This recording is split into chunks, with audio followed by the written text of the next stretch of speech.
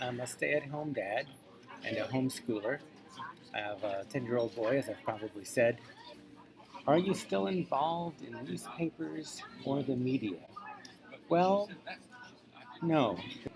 I worked full-time for about 25 years. I was a marketing director for a company that sold highly customized executive education around the world, so I got to travel a bit. But in 2009, when it was clear that my company was going to have a layoff, I volunteered. That's the path, that's the experiment I'm still about. What kind of columns did you write? I tried to make them quite funny. The name of the column was Gormless. And some of those columns are still pretty good. I mean, they were 15 years ago, a lot of them. I've also written a bunch of magazine journalism. I remember one that I was especially fond of when Herbie Hancock came to perform. And I just went to everything he did, the master classes, the special lessons and the performances, by choosing what to write about within the massive and unruly set of facts that you're dealing with. You're expressing an opinion.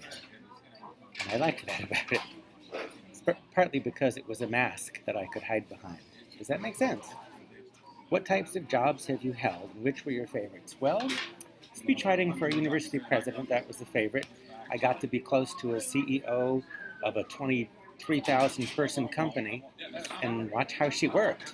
When you're writing speeches, even though there's a lot of them, she did about 165 a year, but I always knew what the schedule was, almost always. The only time that was not true actually was 9/11. I like I like learning new things. Learning by myself is kind of fun. Learning with others is really fun. Tell me about your family. So I mentioned Michael Behrman, whom I call the young master. I issue a stream of funny anecdotes about him on Facebook. My friends think I should turn it into a book or something, an essay at least, and maybe I will someday. But we adopted him in 2006. The kid has what they call learning differences now, and that's really why I'm homeschooling him. It wasn't the path I wanted to take or saw myself taking.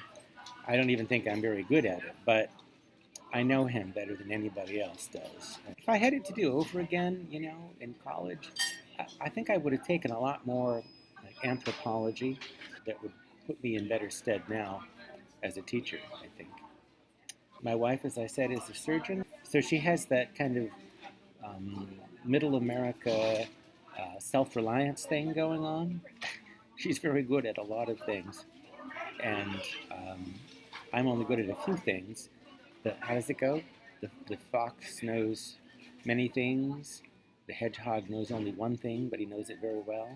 I'm also an oboist, and I love playing music. I don't do it too much for money anymore. There was a time when I thought maybe I would go into it as a profession. These days, I just play for love most of the time. I do have a reed trio, oboe, clarinet, and bassoon, which is fun, and I do have a woodwind quintet, both of which are getting ready for some concerts in the next month or so. How would others describe you? I think some others see me as an academic manqué, someone who was meant to be a university professor but never finished his PhD. Verbal rather than spatial. Taking dancing lessons now, which has been kind of fun. Foxtrot, rumba. Others who know me less well or understand me less well probably see me as arrogant. I think I'm kind of direct a lot of the time. What motivates you? Applause. I'm a performer. I like to be on stage when I know my script, when I have music to rely on. I'm not very good at improvisation, which is exactly why I'm making this way, to exercise. What stymies you? Oh boy, so many things. In my youth, I was neurologically typical. In fact, I was kind of a golden boy in school. Um, but after some issues resulting from the surgery a couple years ago, I have become much more like my son, actually. A little ADD thing going on, perhaps. Um, Difficulty with what I would call project management skills. That has certainly affected my writing too. But maybe writing in short bursts will be a useful thing for me. I think it was Sir Thomas Wyatt who said something like, "To have written well, yea, and in small parcels, deserveth great praise." Says, what have you struggled with and what continues to require your attention? Wow. I've struggled with drinking. My father was an alcoholic. His father was an alcoholic. My grandfather on the other side was an alcoholic. What are a few items on your bucket list? I don't like the idea of bucket lists. After that surgery I mentioned, I really felt like Lazarus. I felt like I had died and come back. They stop your heart. So suffice it to say that I'm no longer the golden boy. Anyway, wow, you were talking about bucket list. How did I do that? What would your dream retirement look like?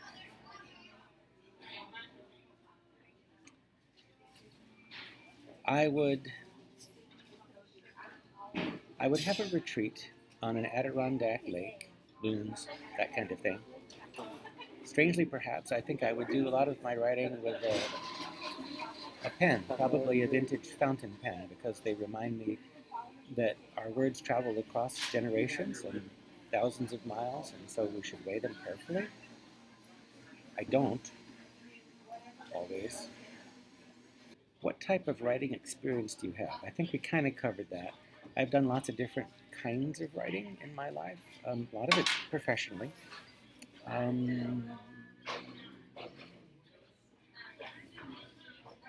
Why does writing appeal to you? Oh, because it helps me think. Writing is how I learn what I think about everything from the human condition to contemporary politics. I've kind of gotten to the point where I feel like my writing has not found its audience, but um, but I find that I can't write differently than I do. Interesting Paul fact. One of my fondest childhood memories is when my father was a greenskeeper, and I would ride along with him early in the morning across the fairways. He had this old, battered pickup truck. He carried the mower for the greens in the back of it, and I would ride along with the mower.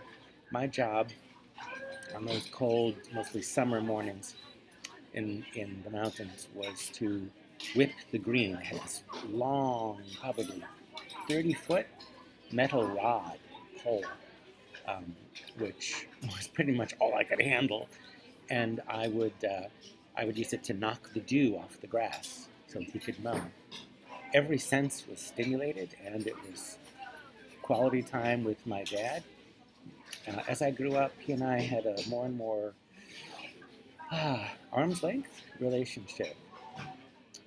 I think we didn't understand each other. Well, that's probably enough. I hope this way of answering your questions is functional for you. Good luck. And by the way, thank you for answering mine so graciously and honestly.